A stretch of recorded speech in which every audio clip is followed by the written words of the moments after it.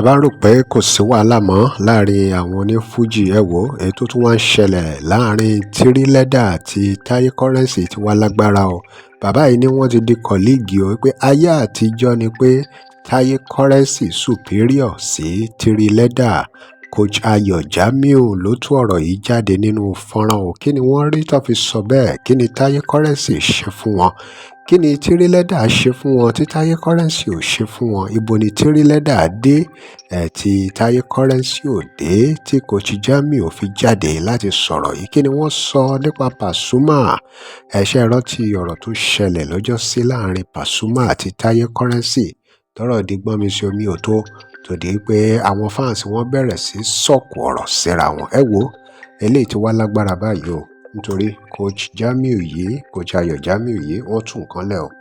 Kódà ó jọ wípé wọ́n kápẹ́ẹ̀tì Taye Currency nínú fọ́nrán yìí ni. Kí ló dé tó fi rí bẹ́ẹ̀?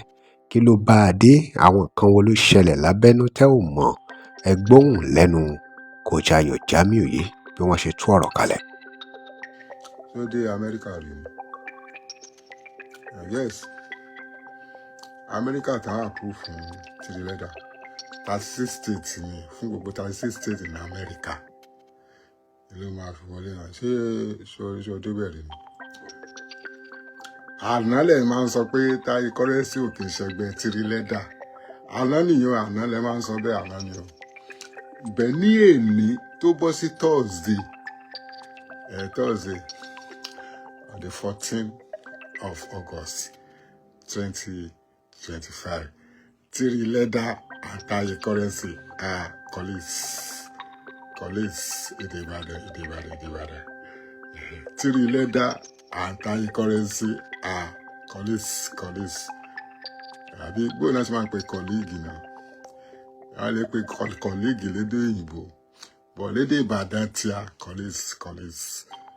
Tiri and Taye Currency are colleagues. Kí ni Yorùbá colleagues? Mi ò ń ṣe lẹ́gẹ̀ mi ò kí ṣe lẹ́gẹ̀ mi àmì o. Bá fi pe pronunciation òyìnbó mi sí ọmọ Ìbàdàn níbi ìbẹ̀rẹ̀ lálẹ́kẹ̀ mi. Tiri and Taye Currency is colleagues. Now colleagues. No be àyíjọ́ ni Ògo Ìbàdàn. Àyíjọ́ ni ọ̀kan lọ́mọ ní Ìbàdàn àti ajáke ẹlẹ́ẹ̀lẹ́ àti Tiri now Ògo Ìbàdàn.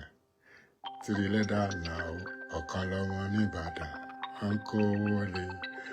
Bẹ́ẹ̀ni.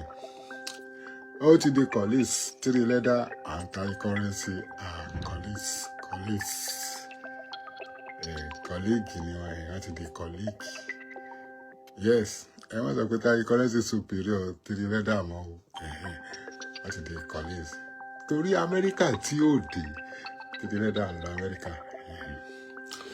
Bẹ́ẹ̀ni, a ti jọ wà London náà.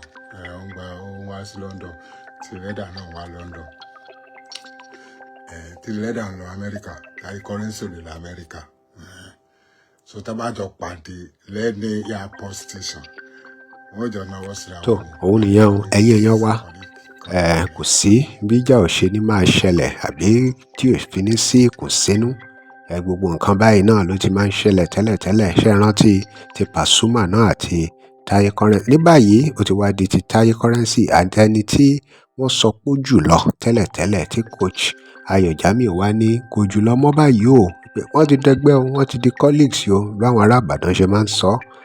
Ẹ ti gbọ́ gbogbo ẹ̀ náà lẹ ti gbọ́ lẹ́nu Coach Ayo Jamiu. Báwo ló ṣe rí lọ́dọ̀ yín? Kí lè ròyìn? Kí lè rò pé ó farú nǹkan báyìí? Ẹ drop comment and remember to like, share and follow us. Thanks for watching. I love ìpolówó ọjà fún ìpolówó ọjà. WhatsApp number page. Tẹ́ ẹ bá lè rí àmì ṣe gbogbo ogun tó lóhùn ní gbọ́ tó lóhùn ní gbà lórí ayé yín, iná agbára Ọlọ́run máa jó dànù. Kí lè nǹkan tẹ́ ń là kọjá tó dàbí pé ẹ ti wá ọ̀nà àbáyọ ṣùgbọ́n tí ẹ ti rí ọ̀nà àbáyọ. Ẹ ti pàdé wòlíì yín ló fà, ṣùgbọ́n arán mi sí ọ lónìí dádì, arán mi sí ọ lónìí mọ́mì. Olúwa lòun fẹ́ ṣe nǹkan ńlá nínú ayé yín. Olúwa sọ wípé gbogbo tẹ́ ń là kọjá yẹn òun fẹ́ fi òpin sí. kí nìkan tẹ̀ ń là kọjá lórí ìgbéyàwó ni, lórí ọmọ ni, lórí iṣẹ́ ni, níbi gbogbo ni, bóyá ogun kan ló dàbí pé ogun yẹn le, ẹ ti gbìyànjú kò tíì sí ọ̀nà àbáyọ. Ẹ jẹ́ àjọ gbàdúrà, ẹ jẹ́ àjọ wá ojú Olúwa, kí làṣírí ogun yẹn gangan, ẹ jẹ́ àjọ wádìí lọ́wọ́ Ọlọ́run ká dẹ̀ mọ ọ̀nà àbáyọ. Ẹ̀rọ ìbánisọ̀rọ̀ tẹ́ fi pè mí fún àdúrà àti ọ̀nà àbáyọ òun náà ni +234 7025 475427 +234 7025 475427. bẹ́ẹ̀ ṣe ń pè mí fún àdúrà lórúkọ Jésù ẹ máa rí ìyanu